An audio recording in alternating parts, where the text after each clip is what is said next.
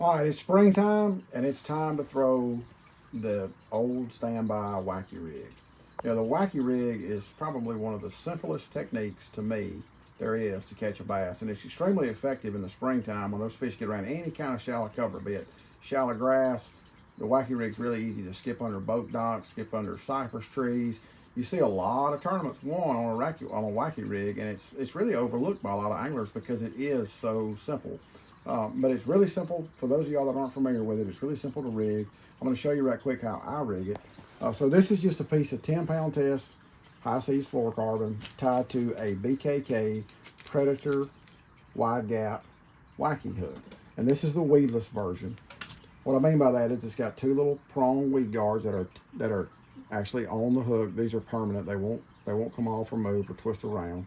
And all you're going to do is just take whatever bait you like. This is a 5-inch tremble stick that I make here, Black Label. And this is probably one of the most popular wacky rig worms that there ever has been. Real simple. You're just going to hook the bait through the middle. It's literally that difficult. And all you're going to do is cast this bait to a likely spot where you think there's a fish and let it sink to the bottom. Pick it up and hop it a little bit, let it sink to the bottom. I normally only hop it once or twice. I'm going to reel it in and throw it to another target. But what the wacky worm does in the water is what makes it so effective.